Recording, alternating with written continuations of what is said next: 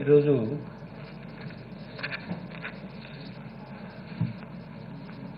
ఒక స్వల్పకాలిక చర్చ ద్వారా సంక్షేమ కార్యక్రమాలు ప్రభుత్వం అమలు చేస్తున్నటువంటి తీరుని వివరించేదానికి, మంచి చెడ్డల్ని చర్చించడానికి ఈ చర్చ అలవ్ చేశారు. చాలా సంతోషం. దీని ద్వారా ప్రజలకు చాలా క్లారిఫై చేయాల్సినటువంటి అవసరం ఉంది. ఇది చర్చ చిన్నదైనా ఒక ప్రభుత్వం తనకు ప్రజలిచ్చినటువంటి, అంటే పార్టీ ప్రభుత్వం ప్రజలిచ్చినటువంటి అధికారాన్ని ఏ దిశ వైపు తీసుకెళ్లాలనుకుంటుంది, ఏ లక్ష్యాల్ని చేరుకోవాలని ప్రయత్నం చేస్తుంది, అది రాజ్యాంగబద్ధమా, ఈ సమాజానికి అవసరమైనవా, మన స్థితిగతుల్ని మెరుగు చేసేటువంటివా అన్నది ఇందులోన ప్రతిబింబిస్తుంది. చిన్న విషయంలో కనిపిస్తుంది, కానీ దీన్ని విశ్లేషణ చేస్తే ఒక ప్రభుత్వ ఆలోచన ధోరణి ఇందులో అర్థమవుతుంది. మీరు మన ప్రభుత్వాలు, ఎన్నికైనటువంటి రాజకీయ పార్టీలు, ప్రభుత్వాలు ఎవరు పనిచేసినా ఈ దేశంలో ఉండేటువంటి రాజ్యాంగ పరిధిలోనే ఆ ప్రభుత్వాలు పనిచేయాల్సిన అవసరం ఉంది. అయితే రాజ్యాంగంలో ఉండేటువంటి ప్రధానమైన రెండు విషయాల గురించి మాట్లాడినప్పుడు, ఒకటి ప్రాథమికమైనటువంటి హక్కులు. ఎప్పుడైనా ఒక పౌరులకి తనకు రాజ్యాంగ ద్వారా సంక్రమించినటువంటి ప్రాథమిక హక్కులు భంగం కలిగినప్పుడు కోర్టులకు వెళ్తారు. రెండు, డైరెక్టివ్ ప్రిన్సిపల్స్. ఒక దేశంలో ఉండేటువంటి ప్రజల్ని ఏ దిశ వైపు తీసుకెళ్లాలని చెప్పేటువంటి ఆదేశిక సూత్రాలు. ఈ ఆదేశిక సూత్రాలు పాటించినటువంటి ప్రభుత్వాలు ఉన్నప్పుడు పౌరులు కోర్టులకు వెళ్ళే అవకాశం పెద్దగా లేదు. దీంట్లో బాధ్యతగా ప్రభుత్వాలు రాజ్యాంగంలో ఇచ్చినటువంటి ఆదేశ సూత్రాలను పాటించాలే తప్ప, పాటించకపోతే క్వశ్చన్ చేయడానికి పెద్ద ఫోరం లేదు. ఫైనల్గా ఉండే ఫోరం ఏదంటే ఎన్నికల్లో ఆ ప్రభుత్వాల మీద పనితీరు మీద తీర్పిచ్చేటువంటి ఒక అవకాశం, ప్రధానమైన ఫైనల్ ఆశ్రమం ఒకటి ఉంది ప్రజల చేతిలో, ప్రజాస్వామ్యం. ఇది ఇక్కడ మనం మాట్లాడుకునేటప్పుడు మన సమాజం, ఒక భారతదేశంలో సమాజమే ఒక డిఫరెంట్ సమాజం. ఒక 80 సంవత్సరాల క్రితం స్వాతంత్రం వచ్చింది. ఇందులో అనేక మతాలు ఉన్నాయి. ఈ దేశంలో అనేకమైన కులాలు ఉన్నాయి, వృత్తులు ఉన్నాయి, వర్గాలు ఉన్నాయి, తారతమ్యాలు కలిగినటువంటి ప్రాంతాలు ఉన్నాయి, వ్యత్యాసాలు భారీగా ఉన్నటువంటి జీవన విధానాలు, జీవన ప్రమాణాలు ఉన్నాయి. ఒక భిన్నమైనటువంటి సమాజం భారతదేశం, అందులో మన రాష్ట్రం.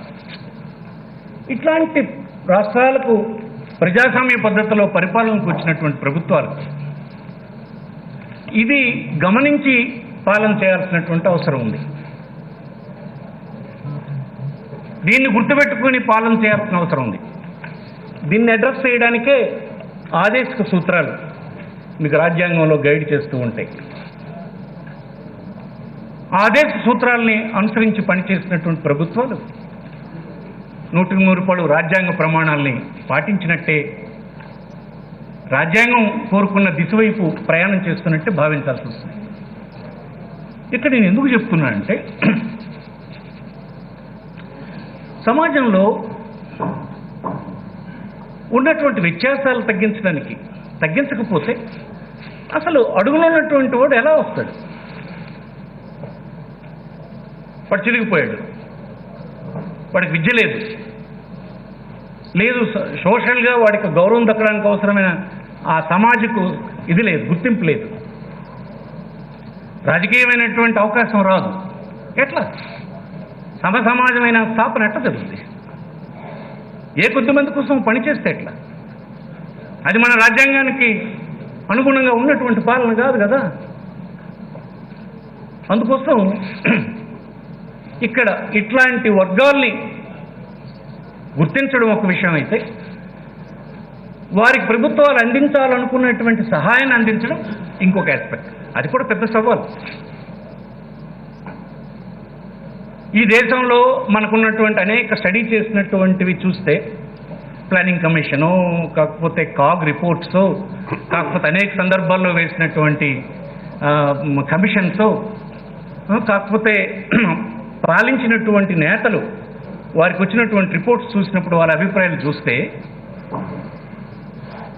అందించాలనుకున్నటువంటి డబ్బు అంటే బడ్జెట్లో కేటాయింపు చేసి ఏ టార్గెటెడ్ గ్రూప్కి అందించాలని మనం ప్రయత్నం చేస్తామో, ఆ టార్గెటెడ్ గ్రూప్కి అందించలేనటువంటి నిస్సహాయత అనేకసార్లు వ్యక్తం చేసిన సందర్భాలు మనం చూస్తాం. ఈ దేశంలో సుదీర్ఘమైన కాలం పరిపాలన చేసినటువంటి కాంగ్రెస్ పార్టీకి ఆనాడున్నటువంటి నాయకుడు రాజీవ్ గాంధీ లాంటి కూడా చెప్పాడు, అయ్యో ఈ దేశంలో కేటాయింపు చేసినటువంటి నిధులు, చట్టసభల్లో కేటాయింపు చేసిన నిధులు 15% కూడా అందించలేకపోతున్నాం టార్గెటెడ్ బెనిఫిషరీకి అని చెప్పాడు. అంటే ఏమిటి? అదొక పెద్ద సవాల్ అయింది, అదొక పెద్ద ఇష్యూ అయింది. కేటాయింపు చేస్తే కాదు, అందించడం కూడా ఒక సవాల్ అయింది. ఇలాంటి నేపథ్యంలో ఈ రాష్ట్రంలో ఏర్పడినటువంటి వైఎస్ఆర్ కాంగ్రెస్ పార్టీ ప్రభుత్వం, జగన్మోహన్ రెడ్డి గారి ప్రభుత్వం చేసినటువంటి ప్రయత్నం చాలా గొప్పదని, ప్రశంసించాల్సినటువంటి అవసరం ఉందని ఈ సందర్భం మనం చేస్తాం. చాలామంది తెలిసి తెలియక మాట్లాడుతూ ఉంటారు,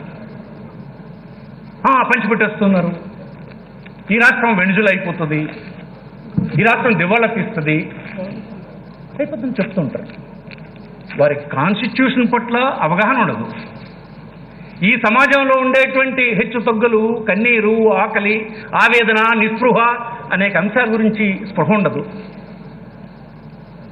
ఈ సమాజం అందించినటువంటి, ఈ స్వాతంత్ర భారతం అందించినటువంటి ప్రయోజనాలతో పెద్దవాళ్ళుగా పెరిగి, తదుపరి వారి వెనక ఏ చెమట చుక్కలతో పైకొచ్చామో, ఎవరి చెమటను చిందిస్తే, ఎవరి రక్తాన్ని చిందిస్తే పైకొచ్చామో, ఆ పైకి వచ్చినప్పటికీ ఈ అతర పరిస్థితులు మర్చిపోయి నా ట్యాక్స్ డబ్బు ఫలానా వాడికి ఇచ్చేస్తున్నారనే ఆరోపణలు చేసిన స్థితికి దిగజారడం చాలా బాధాకరమని ఈ సందర్భం మనం చేస్తుంది. ఒక నాయకుడు దీనికి భయపడిపోకూడదు, వెరవకూడదు. వెరవకూడదంటే ఏం చేయాలి? అసలు నాయకుడు తెలియాలి కదా, ఏ వర్గాలు ఉన్నాయి, ఏం కోరుకుంటున్నారు, వాళ్ళ కన్నీరు వెనుకున్నటువంటి కథలేంటి, గాథలేంటి, ఆ నిస్పృహ కారణం ఏంటి అనేటువంటి విషయాలు తెలియాలి. అందుకోసమే నేను అంటాను, శ్రీ జగన్మోహన్ రెడ్డి గారికి అతను చేసినటువంటి పాదయాత్ర, అతను చూసినటువంటి కన్నీటి గాథలు, అతను చూసినటువంటి హెచ్చుతగ్గులు కలిగినటువంటి సమాజం, అతను చూసినటువంటి ప్రజల జీవన ప్రమాణాలు ఈవేళ ఈ పరిపాలనలో, ఈ స్కీమ్స్ వెనక, ఈ డైరెక్ట్ ట్రాన్స్ఫర్ వెనక, ఈ చిత్తశుద్ధి కలిగినటువంటి పరిపాలన వెనక స్పష్టంగా ఉన్నాయని చెప్పడానికి నేనేమీ సందేహించడం లేదని మనం. సో నాయకులు కూడా రెండు రకాలుగా ఉంటారు, అనేక రకాలు ఉంటారు. కొంతమంది ప్రజల చేత, ప్రజలు మోస్తే, ప్రజల కష్టాలను తెలిస్తే ఎదిగినటువంటి వాళ్ళు ఒక రకం. ఇంకో రకం పత్రికలతో, మీడియాతో, మ్యానిపులేషన్స్తో ఎదిగి పెద్దగైనటువంటి వాళ్ళు ఉంటారు. ఎప్పటికి కూడా వారికి ప్రజల స్థితిగతుల్ని అర్థం చేసుకునే అవకాశం ఉండదు. దురదృష్టం. వాళ్ళకి ఇంకోటి కూడా ఉంటుంది, ఇట్లాంటివి తెలుసుకోవాల్సిన అవసరం లేదని భావన కూడా ఉంటుంది. ఇది ఈజీవే. 3600 కిలోమీటర్లు నడవంటే ఏంటి సామాన్యం? బస్సు ఎక్కిపోవడమా, కారు ఎక్కిపోవడమా? కాదు కదా. 36 కిలోమీటర్లు సంవత్సరం నడవాలి. ఎండ, వాన, ధూళి, చలి, రోగాలు, అంటురోగులు, అదే చిన్న విషయం కాదు. ఇది తెలియాలంటే, ఇలాంటి స్వతంత్ర భారతం గురించి తెలుసుకోవాలనుకుంటే, ఇలాంటి కన్నీటి గాథలు వినాలంటే అట్నుంచి రావాలి. అట్నుంచి వచ్చినటువంటి నాయకుడు ఎవరైతే తన చేతికి అధికారం వస్తుందో ఇలాంటి కార్యక్రమాలకి శ్రీకారం చుట్టగలదని నేను చెప్తాను. మిగతా వాళ్ళకి తెలియదు.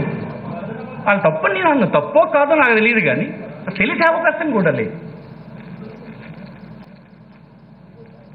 ఈవేళ 50 సంవత్సరాలు నేనున్నా, యాక్టివ్ పాలిటిక్స్లో 40 సంవత్సరాలు ఉన్నా. ఈవేళకి ఈ రాష్ట్రంలో ఉండే కులాలు ఏంటో, వాళ్ళ వృత్తులు ఏంటో కొంతమంది గురించి ఇప్పటికీ నాకు తెలియదు. ఆ స్పృహ కలిగినటువంటి వాడిని నేను. అంటే ఏంటి, వెతికి తీసేటువంటి కార్యక్రమం జరుగుతూ ఉండాలి, చూడాలి. దైనందిన ఒక ప్రజాస్వామ్య వ్యవస్థలో దైనందిన జీవితాల్లో వస్తున్నటువంటి మార్పులను ఎగ్జామిన్ చేసి అవసరమైన మార్పులు చేయాల్సినటువంటి అవసరం ఏ నాయకుడైతే చేస్తాడో అతను సక్సెస్ అవుతాడు. ఇది బహుశా గౌరవనీయులు జగన్మోహన్ రెడ్డి గారికి తన తండ్రి నుంచి సంక్రమించినటువంటి ఒక వారసత్వం అయినటువంటి ఒక ప్రజా నాయకత్వం అని నా అభిప్రాయం. ఇదే పద్ధతిలో జగన్మోహన్ రెడ్డి గారి తండ్రి కీర్తిశేషులు రాజశేఖర రెడ్డి గారు ఉండేవారు. అతను కూడా ప్రజల నుంచి వచ్చినటువంటి వాడు. ఆనాడు రూపొందించినటువంటి అనేక కార్యక్రమాలు దేశంలోనూ విస్తృతమైనటువంటి సమాజంలో పాపులారిటీ సంపాదించి కొంతమంది జీవన ప్రమాణాలను పెంచగలిసినాయి. కొంతమంది జీవితాలు మార్పులు వచ్చి జనజీవన స్రవంతిలో గొప్ప జీవితాలని సంపాదించగలిసినటువంటి పరిస్థితి దారితీసింది. అదే ఒరవడిలో ఈనాటి పరిస్థితులకు తగ్గట్టుగా తన ప్రభుత్వాన్ని అందించాలన్న ప్రయత్నం వెనుక తయారు చేసినటువంటి కార్యక్రమమే డైరెక్ట్ ట్రాన్స్ఫర్ అని ఈ సందర్భం మనవి చేస్తుంది. చాలామంది చెప్తూ ఉంటారు, ఎవరి చేతికెళ్ళాలి అధికారం చెప్పినప్పుడు అంబేద్కర్ గారు చెప్పారు. మన కాన్స్టిట్యూషన్ గురించి ఆయన చెప్తూ చెప్పాడు, however a good constitution may be, those who are implementing it are not good, it will prove to be bad. ఒక మంచి కాన్స్టిట్యూషన్ కలిగి ఉండొచ్చు, కానీ ఇంప్లిమెంట్ చేసినటువంటి వ్యక్తులు కానీ మంచి వాళ్ళు కాకపోతే అది చెడ్డ కాన్స్టిట్యూషన్గానే ప్రూవ్ అయిపోతుంది అన్నారు ఆయన. Same time however bad constitution may be it, those implementing it or good, it will prove to be good. Even చెత్త కాన్స్టిట్యూషన్ అయినా సరే విశాల దృక్పథం కలిగినటువంటి వాడి చేతిలో అది పడితే అమలు చేసినప్పుడు అది గొప్ప పరిపాలన కింద, గొప్ప కాన్స్టిట్యూషన్ కింద రూపొందించడానికి అవకాశం ఉంది అని చెప్పి గొప్ప నేత అయినటువంటి వాడు, అనేక జీవిత సత్యాలని చూసినటువంటి వాడు, ఈ సమాజాన్ని చదివినటువంటి వాడు, మనందరికీ ఆదర్శప్రాయుడిగా ఇప్పటికీ పూజిస్తున్నటువంటి వాడు అంబేద్కర్ చెప్పినటువంటి విషయం మీకు సందర్భం మనం జరుగుతుంది. అంటే ఏం కావాలి, ప్రజలు అనుకునేటువంటి నాయకుడు మంచివాడు కాకపోతే, ఈ విశాల దృక్పథం లేకపోతే, ఇలాంటి అంశాలని పరిగణలోకి తీసుకొని పరిపాలన చేసేటువంటి స్వభావం లేకపోతే ఏదైనా ఫెయిల్ అయిపోతుంది అన్నది అతను కాన్స్టిట్యూషన్ రాసినప్పుడే అది అమలు జరుగుతున్నటువంటి తీరు గురించి చెప్పారు. అందుకోసం మనం చూసాం చాలా సందర్భాల్లో ఒక ప్రోగ్రామ్ని ఫ్రేమ్ చేసినప్పుడు కొంతమంది మధ్యవర్తులకు చేరడానికి ఉండేటువంటి లీక్లన్నీ పెట్టడం, కొన్ని చట్టాలు చేసినప్పుడు కొంతమందికి ఎగ్జంప్షన్స్ ఇచ్చే పని చేయడం, అన్ని పథకాల్లో మధ్యవర్తులకి ప్రయోజనం కలిగేటట్టు చేయడం, ఇవన్నీ పాలకుడు చేసినటువంటి పనులే కదా. అందుకే ఆనాడే అతను చెప్పాడు, ఏ కాన్స్టిట్యూషన్ ఏమున్నా సరే పాలన చేసేవాడు విశాల భావం కలిగి ఉండాలి. నేను ఇప్పుడు ఈ రాష్ట్రంలో మీరు చూడండి ఏం జరిగింది. ఈ ప్రభుత్వం వచ్చిన తర్వాత ఫస్ట్ ఆఫ్ ఆల్ చేసినటువంటి పని, ఎవరు అర్హులు, ఏ పథకానికి ఎవరు అర్హులు అని గుర్తించడమే కదా పెద్ద ఛాలెంజ్. దీనికి కింద స్థాయిలో ఒక వ్యవస్థను ఏర్పాటు చేసి హానెస్ట్గా ఎంపిక చేయడం వల్లనే ఈనాడు ఏ పథకాన్ని అమలు చేసినా ఆ పథకం అందుకుంటున్నటువంటి బెనిఫిషరీస్ మీద ఈ రాష్ట్రంలో కానీ దేశంలో ఉండేటువంటి క్రిటిసైజ్ చేస్తున్నటువంటి అపోజిషన్స్ కానీ జగన్మోహన్ రెడ్డి గారి ప్రభుత్వం అమలు చేస్తున్న పథకాల్లో లబ్ధిదారుల గురించి కానీ పథకం గురించి కానీ ఒక్క క్రిటిసిజం కూడా చేయలేని పరిస్థితి నాడి ఈ రాష్ట్రంలో ఉందంటే అది గొప్పతనం అంటుంది. ఈవెన్ ఆరోపణ చేయలేని పరిస్థితిలో ఉన్నారు. ఆరోపణ చేయమని కాదు నా కోరిక, అంత లేకుండా అలాంటి సవరంగా ఒక విచారమైన దృక్పథంతో రూపకల్పన చేయబడిందని సందర్భం. దానికి ఆ సాచురేషన్ మోడ్ అంటాం.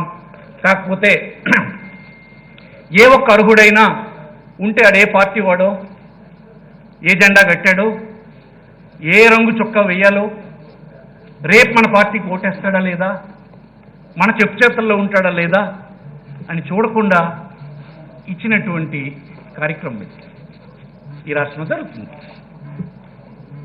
అసలు దీనివల్ల ఏంటి ప్రమాదం అని అంటే, ఎంత ప్రమాదం ఉంది నిజానికి.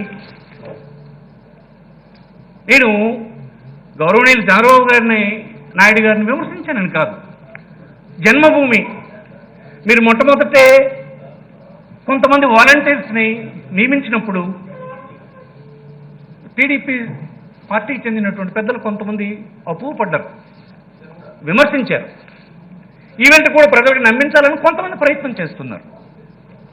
మీరు చూడండి, కంపారిజన్ ఒకసారి మీరు చూసుకోండి. మీరు ఆనాడు నియమించినటువంటి జన్మభూమి కమిటీ సభ్యులు గ్రామంలో ఏం చేసేవాళ్ళు? ఏం చేశారంటే మీ స్ట్రాటజీ ప్రకారం ఈ ప్రభుత్వం నుంచి వెల్ఫేర్ స్కీమ్తో అందుకుంటున్నటువంటి సహాయం ఎవడందుకున్నా మళ్ళీ మన పార్టీకి ఓటు వేసేటువంటి చెప్పు చేతుల్లో పెట్టుకోవాలి అన్నటువంటి లక్ష్యం పెట్టే వాడితో టైఅప్ చేసి ఒక రకమైనటువంటి స్వేచ్ఛ లేని పరిస్థితుల్ని క్రియేట్ చేశారు. ఆత్మవిశ్వాసంతో వాడు ప్రభుత్వం అందించినటువంటి పథకం అందుకోలేని పరిస్థితి ఉండేది గ్రామంలో. లేదు, ఆ బెనిఫిట్ నుంచి కొంత మొత్తాన్ని మధ్యవర్తులకు అందించేటువంటి పరిస్థితి ఉండేది.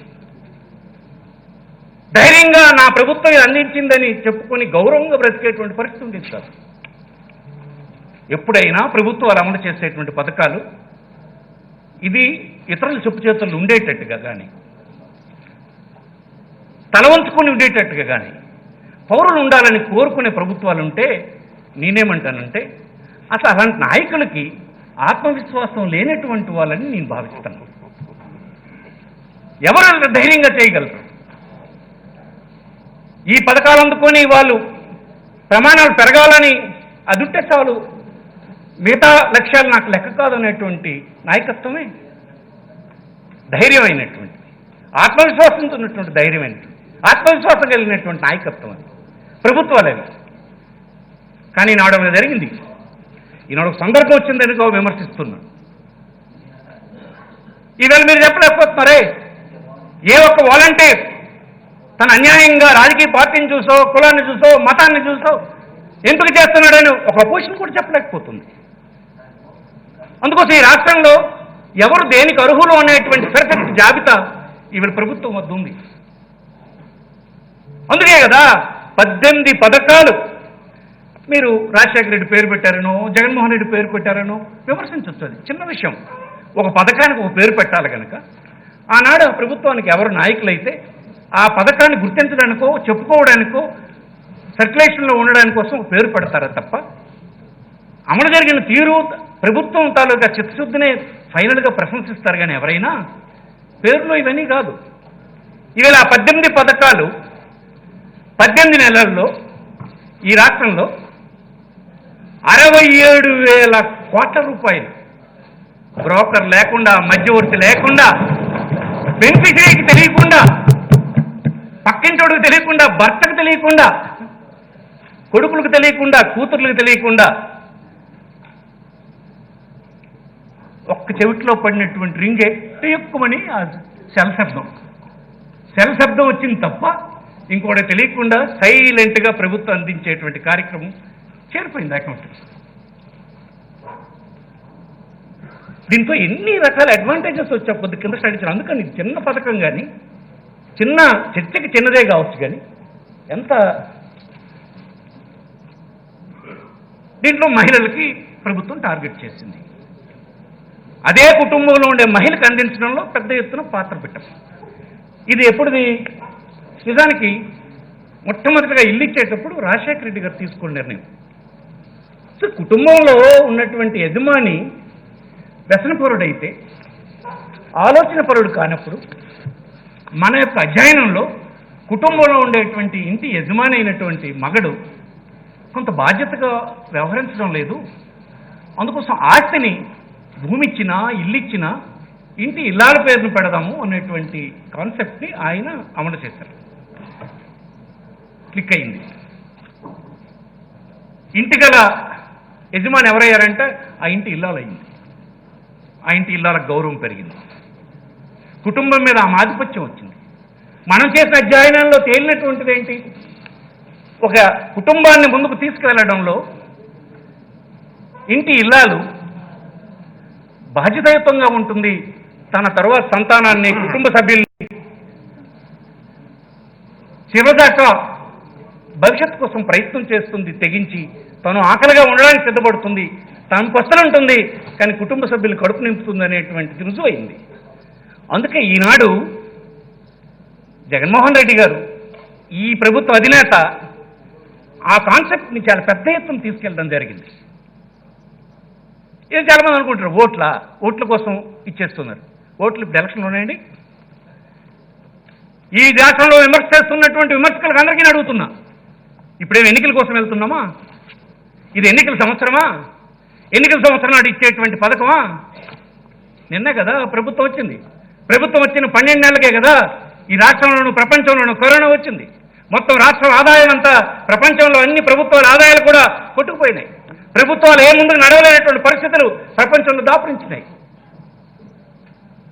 విమర్శకులారా, నేను చెప్తున్నాం, సరిగా ఆలోచించడం ప్రారంభించండి. ఎప్పుడైతే ఒక మంచి పాలకుడు విశాలమైన దృక్పథంతో ఇచ్చిన కార్యక్రమాల్ని కూడా మీరు విమర్శిస్తే ఏం చేయాలన్న కన్ఫ్యూజన్ ఏర్పడుతుంది. దయచేసి అలాంటి విమర్శలు చేయొద్దని మనం చేస్తాం. 18 నెలల కాలంలో 7 నెలల కాలం కరోనా, రాష్ట్రానికి ఆదాయం లేదు, అప్పు చేశారని ఒకరు అంటారు.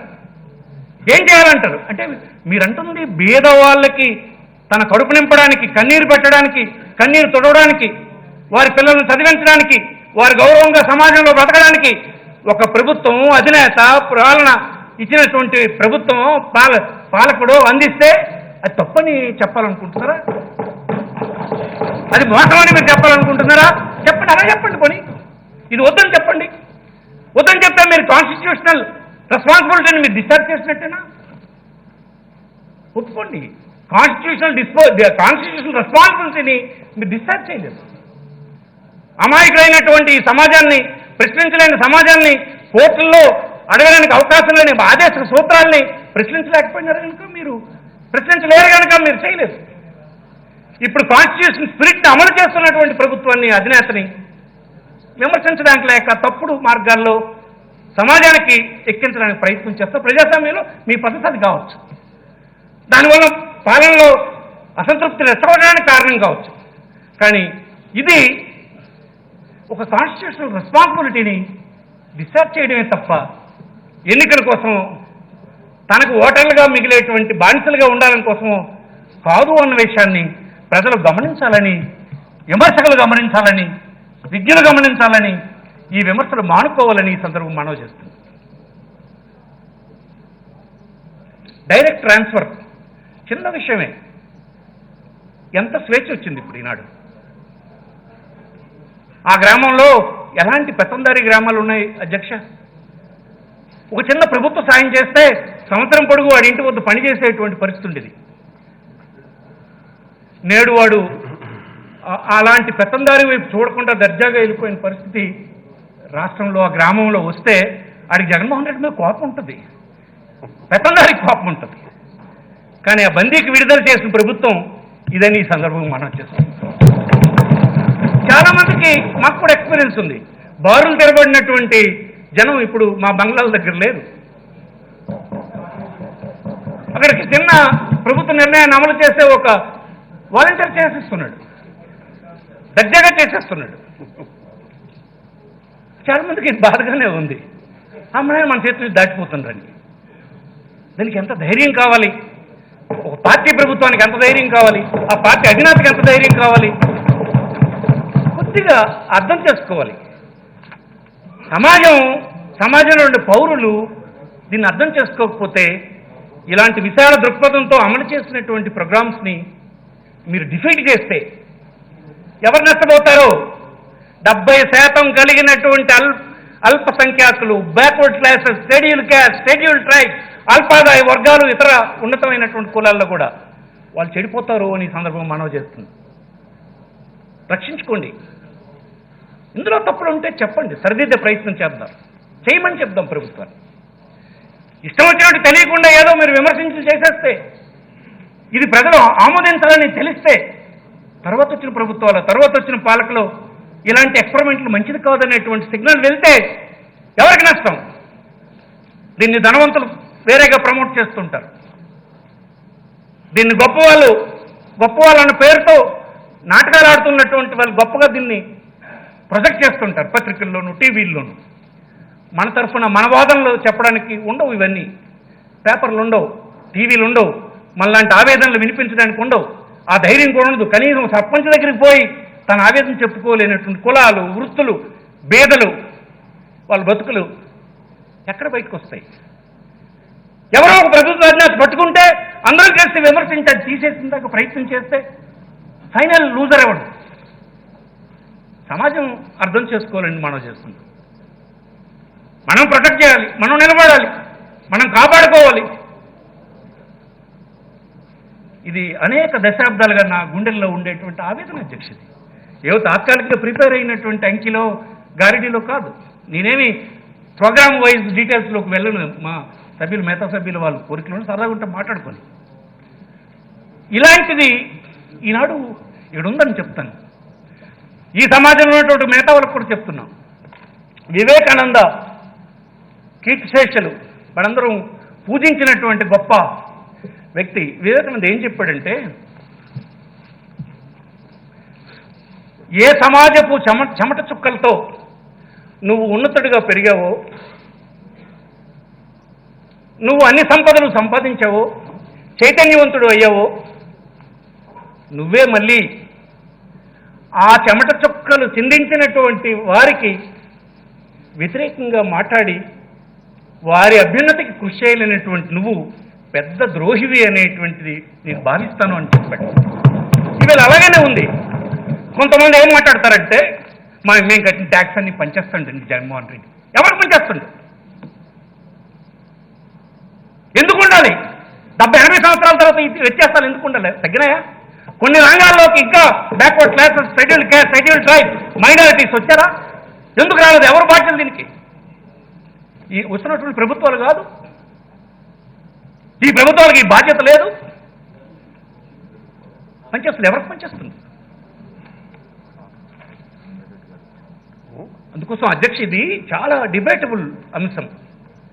ఈ డైరెక్ట్ ట్రాన్స్ఫర్ ద్వారా ఈనాడు చాలా మార్పులు వచ్చినాయి. ఇటీవల మీరు అమెరికాలో చూశారు. ఈ విపత్తుకి అమెరికా చాలా పెద్ద ఎత్తున దెబ్బతిన్నది. వాళ్ళ దీంట్లో కూడా, వాళ్ళ ఎకానమీ స్టైల్లో కూడా ఎర్న్ చేసినటువంటి ప్రతి కుటుంబం మ్యాక్సిమంని ఖర్చు పెట్టేటువంటి ఎకానమీని వాళ్ళు ఆ మనస్తత్వాన్ని డెవలప్ చేశారు అమెరికాలో. అందుకే ఎర్న్ చేసిన ప్రతి కుటుంబం తన సంపదని ప్రతి నెల ఖర్చు పెట్టేస్తారు, మ్యాక్సిమం ఏమి ఉంచుకోరు. అలాగే ప్రభుత్వం వాళ్ళకి ప్రొటెక్ట్ చేస్తుంది.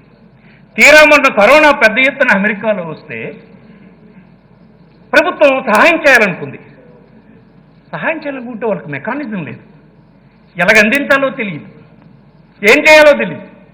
ఫైనల్గా అదే గందరగోళంలో ఎన్నికలు వస్తే అక్కడ ప్రభుత్వంలో ఉండేటువంటి పార్టీ కొట్టుకుపోయిందని మీకు మనం చేస్తుంది. చూడండి, ఇక్కడ అనేక స్థాయిల్లో మంది అంతకంటే తక్కువ ఎకానమీ అయి ఉండొచ్చు, ఒక రాష్ట్రమే కావచ్చు. 8 నెలల కాలం ప్రపంచం అంతా స్తంభించిపోతే, ప్రభుత్వాలకు ఆదాయాలు లేకపోతే, ఆంధ్రప్రదేశ్ రాష్ట్రంలో అడుగుతున్న దేశంలో ఏ ఇతర రాష్ట్రంతో కంపేర్ చేయండి, ఉపాధి పోయింది, అందరూ ఇళ్ళకి పోయినారు, కాళ్ళు ముడుచుకుని ఇళ్ళ వద్ద కూర్చున్నారు. కానీ ఏ ఒక్క కుటుంబం ఆకలితో కన్నీరుతో ఆంధ్రప్రదేశ్ రాష్ట్రంలో ఒక్క కుటుంబం కూడా లేదు జగన్మోహన్ రెడ్డి దయ వల్ల. ఈ సందర్భంగా చూపించడం ఎవరినైనా ఆడ బియ్యం ఎదిరిస్తే దివాళ తీసేస్తామా? ఆడ కడుపున తిండి పెడితే ఇది ఒంజలు అయిపోతుందా? ఏ చెమట చుక్కలతో మనందరం ఈ సంపద నిర్మాణం చేశామో వాళ్ళకి 8 నెలలు తిండి పెడితే అయిపోయిందా?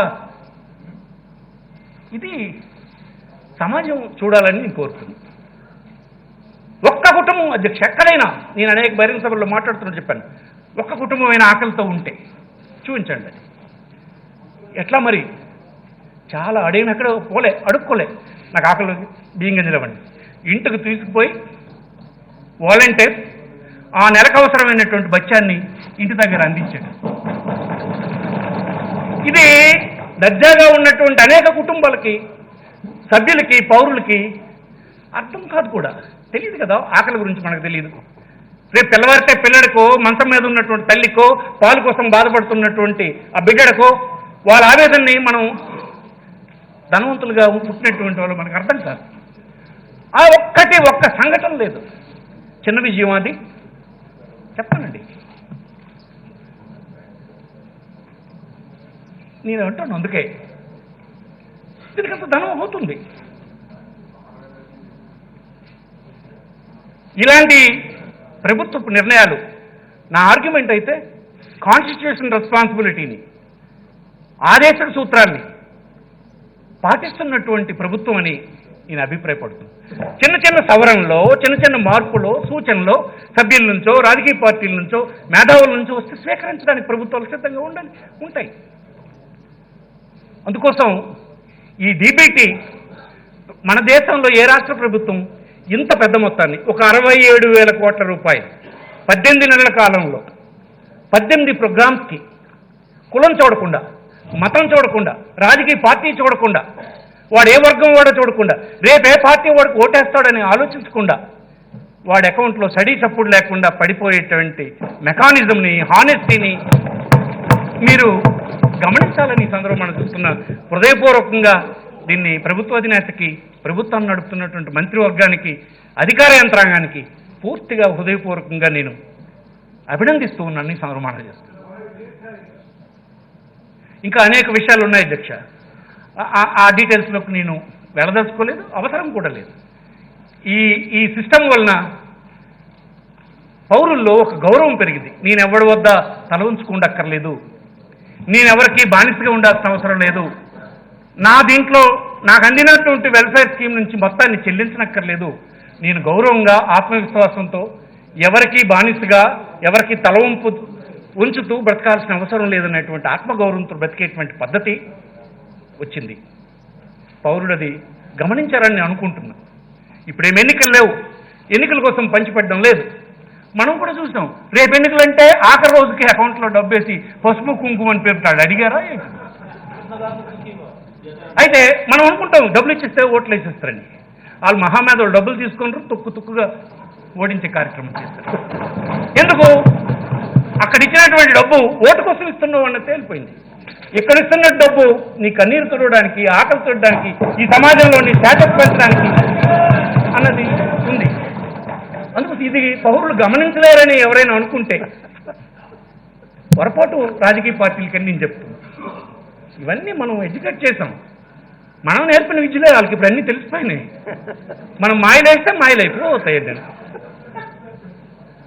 అందుకోసం ఈ సిస్టమ్ని ఇంకా ఇంప్రూవ్ చేసి కరప్షన్ని పూర్తిగా ఎరాడికేట్ చేస్తే, కరప్షన్ లేని ప్రభుత్వాలు దేశంలో ఎలా ఆదరిస్తున్నారో మనం చూస్తున్నాం. ఎన్నికల్లో నీతివంతంగా పాలకుడు ఉంటే ఆ పాలనని ఎలా స్వాగతిస్తున్నారో దేశంలో జరుగుతున్నటువంటి ఎన్నికలు ఫలితాలు చూస్తున్నాం. మార్పు వచ్చింది. ఎడ్యుకేటెడ్ పెరుగుతున్నారు, ఇల్లిటరేట్ అంతా వయసు మెల్లి వారు గతిస్తున్నారు. అందుకోసం ఎడ్యుకేటెడ్ సంఖ్య, తెలుసుకునేటువంటి అవకాశం, మీడియా అన్నీ వచ్చేస్తాయి. అందుకోసం ఇదే ట్రెండ్ని ఈ ప్రభుత్వ అధినేత తన ప్రభుత్వాన్ని నడపాలని, మాలాంటి వాళ్ళం శక్తివంచన లేకుండా సహాయం చేస్తూనే ఉంటామని, ఈ సమాజంలో ఉండే వ్యత్యాసాలు, ఆవేదనలు తగ్గించడానికి మీరు చేసిన ప్రయత్నం సక్సెస్ అవుతుందని నేను పథకం వైపు చెప్పాల్సిన అవసరం లేదు. చాలామంది కుటుంబాల్లో ఆనాడు తెచ్చినటువంటి ఒక చదువుకోవడానికి, ఉన్నత విద్య చదువుకోవడానికి రాజశేఖర రెడ్డి ఇస్తే ఆ పిల్లలందరూ వాళ్ళ తల్లిదండ్రులు మా దగ్గర వ్యవసాయ కూలీలుగా ఉండేవారు. ఇప్పుడు వాళ్ళ పిల్లలు అమెరికాలో, అబ్రాడ్లో చాలా ప్రాంతాల్లో చదువుకొని ఆ కుటుంబం తలగా ఇల్లు మారిపోయింది. వాడి ఇంట్లో ఉపయోగించిన వస్తువులు మార్పులు వచ్చినాయి, వాడి లివింగ్ స్టాండర్డ్స్ పెరిగినాయి. ఆ విధంగా సమాజాన్ని ట్రాన్స్ఫార్మ్ అవుతుంది తప్ప మనం మాటలు చెప్పడం వలన, హానెస్టీ లేనటువంటి పరిపాలన వలన ప్రయోజనం ఉండదని ఈ సందర్భం మనం చేస్తూ, ఈ చర్చ పైన మిగతా సభ్యులు మాట్లాడతారు. నా అభిప్రాయాలు చెప్పడానికి నాకు అవకాశం ఇచ్చినటువంటి మీకు, ఇలాంటి పరిపాలన చేస్తున్న మా నాయకుడికి, మన నాయకుడికి, సభా నాయకుడికి ధన్యవాదాలు తెలియజేస్తూ సెలవు తీసుకుంటాను. నమస్కారం.